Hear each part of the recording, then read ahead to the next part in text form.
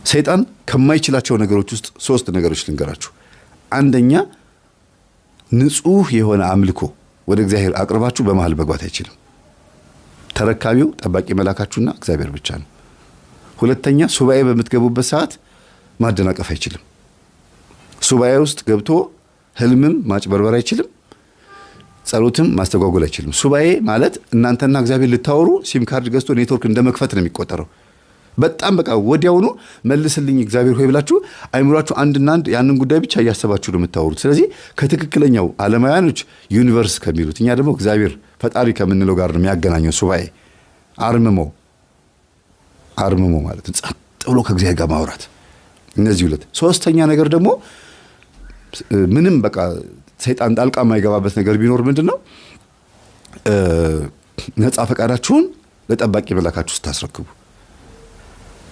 በነፃ ፈቃዳችሁ ተጠቅማችሁ እንደፈለጋችሁ ስትሆኑ አይደለም።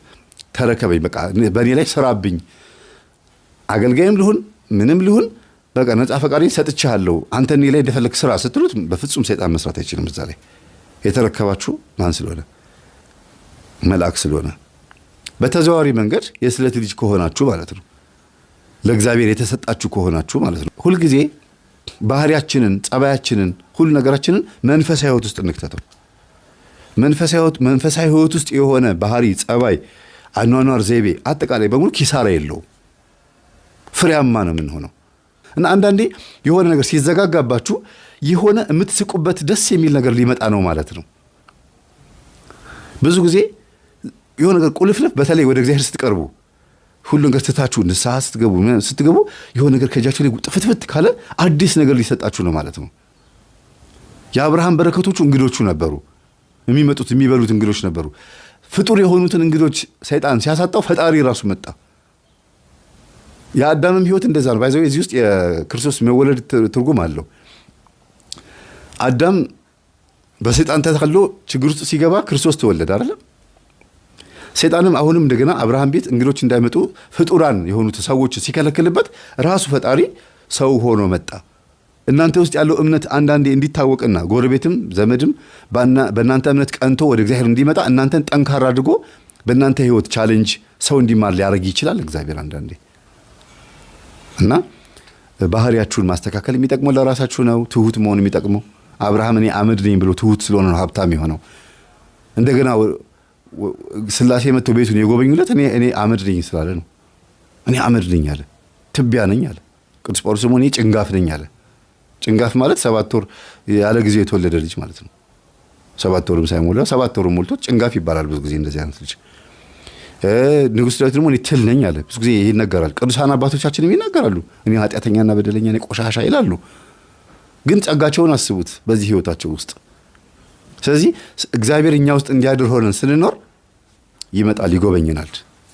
አለበለዚያ የፈለገ ቄስ ብናመጣ፣ የፈለገ ቤቱን ጸበል ብናስርጭ፣ የሚያጠምቁ አባቶች ጋር ብንሽከረከር፣ ግንባራችንን በመቁጠሪያ ወይም በእጃቸውን በምንም ቢመቱ ምን ቢሉንም ፍንክች የለም። መጀመሪያ ልብን ውስጥን ማጽዳት ማስተካከል ያስፈልጋል። መጥፎ ባህሪ ማስተካከል፣ እንድንጎበኝ ሆነን ማስተካከል። ሲመጣ እነሆ በደጅ ቆሜ አንኳኳለሁ፣ የሚከፍትልኝ ቢኖር እገባለሁ፣ ከሱ ጋርም እራት እበላለሁ ያለው ክርስቶስ እኮ ለዚህ ነው። የሚከፍትልኝ አንኳኳለሁ ሲል ልብን ነው። የሚከፍትልኝ ቢኖር ማለት የሚፈቅድልኝ ቢኖር ማለት ነው። እግዚአብሔር ናገባ ብላችሁ ተፈቅዱለታችሁ ሲመጣስ መቀመጫ አለ? ቤቱ ሽቶ ነው የሚለው ልባችሁ? ቂም ግማት አለው። በቀል፣ ተንኮል፣ ኩርፊያ ግማት አለው። ምቀኝነት ግማት ነው። የዚህ ተቃራኒ ደግሞ የዋህነት፣ በጎነት፣ ቸርነት፣ ደግነት፣ ቅድነት የሚባሉ ደግሞ ሽቶዎች፣ መዓዛዎች ናቸው። የትኛው ነው ልባችን ውስጥ ያለው መዓዛ? አፋችን ላይ ያለውና ልባችን ላይ ያለው አንድ ነው ወይ? ንጉሥ ዳዊት ምን አለ? የአፌ ቃልና የልቤ ሐሳብ ያንተ ይሁን አንድ አድርግልኝ አለ። እና እግዚአብሔር ሁላችንም ይጎብኘን።